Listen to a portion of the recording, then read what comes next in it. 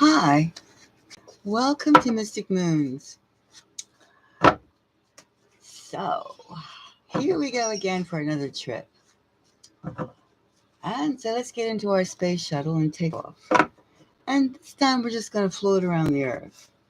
Alright, we have our psychic caps on. Trying to figure out the way things work on this planet. To all my subscribers, thank you for joining me on this little trip. And for those who haven't subscribed, please do. Press the like button if you want to. And if you want to donate, hey, that's fabulous. Anyway, let's go on a journey and figure out something. Did you ever stop to think about things, simple things, me, Tarzan, you, Jane type things? And you realize that, we are sensory creatures. We like music, we like sound, we like to look at things, among other things. We like to touch, etc. Now, you take the music business. Now, it's not far out to think that things aren't what they seem. Everybody feels like something's going on, and they have cute little phrases for people who think different, who think these things. We're not going to go into that. We're simply going to wonder, does the music industry, the industry of making noise, making sounds, agreeable sounds, do they have their singers, male or female, weaving incantations? What's that word? Spells. Are they putting some kind of trickster thing in their sounds, in their music, in their albums, in their records, to make us move a certain way, to think a certain way? It's not inconceivable. I mean, so many things are magical. I mean, a beautiful day without chemtrails is beautiful. It's magical. A hummingbird is magical. A cricket jumping, especially if it jumps in a way that's cute, is magical. So it's not inconceivable to think that if somebody's making a studied plan of sound frequency, that they would put a little bit more into that to get a desired behavior. And that would be called a spell. A spell. Yes, it could be a spell. One thing about, let's say, modernity or modern age, you think that we're at a pinnacle of wow, this is it. We're it. And I'm sure every generation, every era of peoples have felt the same way. We're the top dogs. We're the big honchos. We're the be all and the end all. However, just play around words in different societies. And spellcasters are always, they call them different things. Could be anything that makes others do what the desired effect is. So let's ask the psychic forces. Are these music industry sleuths using spell work to make people do certain things in their work, in their albums? I mean, we do know the visuals are pretty intense, with demons cropping up here and there and selling sex and blah, blah, blah. But let's just see, are music executives, the music industry, putting spells, having singers put spells into their songs? And take 3 random cards, just digging around, and let's see, it's not far out. I mean, it's highly probable. I mean, obviously, if they have you gyrating and moving and grooving, something's going on. Spell work. We usually think of voodoo and stuff like that, but maybe it's more sophisticated than just that stereotype thing. All right. So we have here the 4 of Swords. It could be contemplative. Could be like, it could be the subconscious. And we have the uncertainty of the moon. And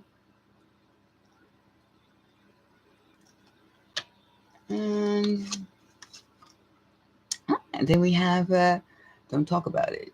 Do not talk about this. Okay, so we have the Four of Swords, we have the uncertainty of the moon, and we have shut up. Don't talk about it. Two of Swords. So maybe it's something that we are not supposed to discuss. Maybe there's some sort of ritual, obviously, sacrifice or stuff going on. Let's examine this Four of Swords before we speculate anymore.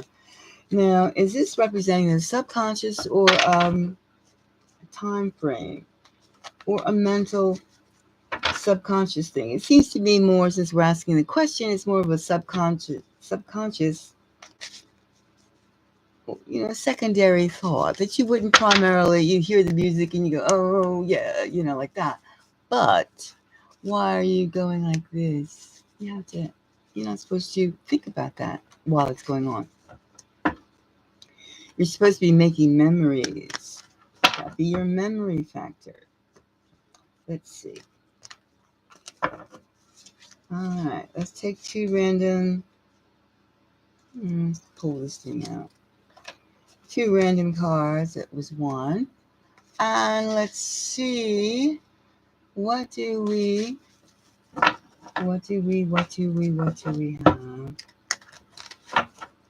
All right, I have, all right, these two cards here. We'll take a look. Okay, we have the Knight of Cups. That's a message. And we have the Poorhouse. Poorhouse.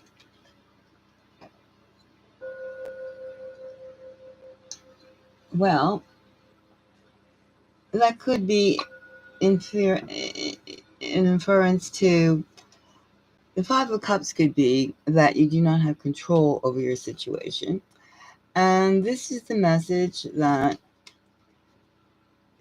a directive is going on. A directive that I would say the Five of Pentacles would be your personal control over the situation is diminished. And we have the Four of Swords would be actually the subconscious, and it's being directed. Now that's as far as stretch, but it's not improbable. Considering that we're asking, is the subconscious being directed by spell work with music industry? Are they focusing on the subconscious? And let's look at the moon, the uncertainty card. Could it be that they're not sure of their own handiwork, or that it will work on how many people their spell work would or would not work on? Possible. Let's keep an open mind. Two random cards. Let's see.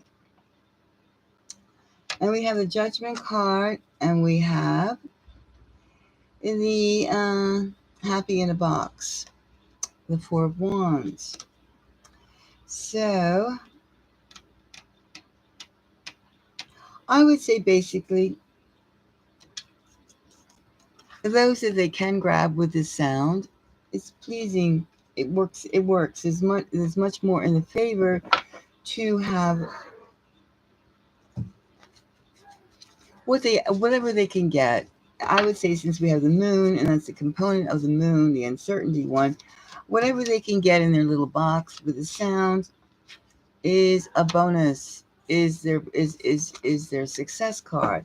How much or how little that they can, the fans or the people to groove with this, that song or that album, that would be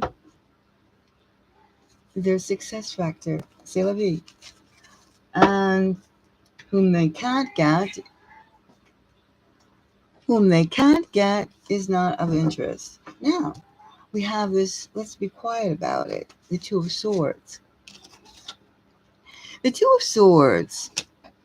Could that be just an industry little insider thing? Let's take a little peek. Oops. Dropped a couple. One moment.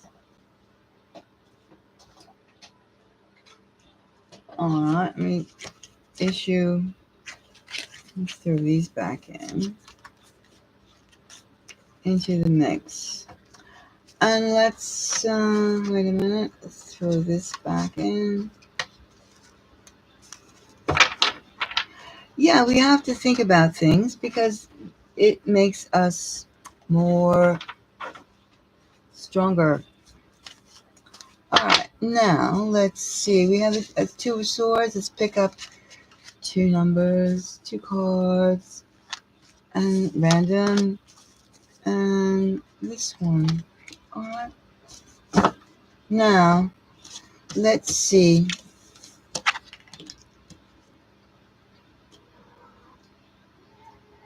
Well, we have the Knight of Wands, the message, and we have the Ten of Pentacles.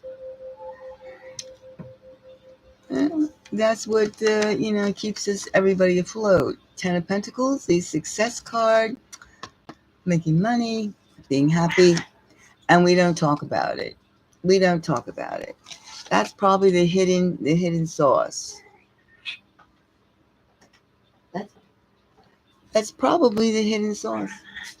The special ingredients. The special ingredients, which makes a hit, is this spell work. So I would say it's highly probable that the secret sauce could be a spell woven into the music. Now, this spell could be the sincerity of the singer. It's true. It's true. But that would also be a little naive to think that was the only thing involved. So anyway, let's pile back. Let's pile back into our space shuttle. And let's take off. And that was pretty interesting to speculate if there was other forces going on in the music business besides the obvious. So if you like it, if you have any comment, if you ever felt being, taken over by a song or something, or you wondered why, maybe that's the reason. Maybe that's the reason. All right, so let's take off, and until the next time, and take care. Thank you very much. Bye-bye. Let's go off.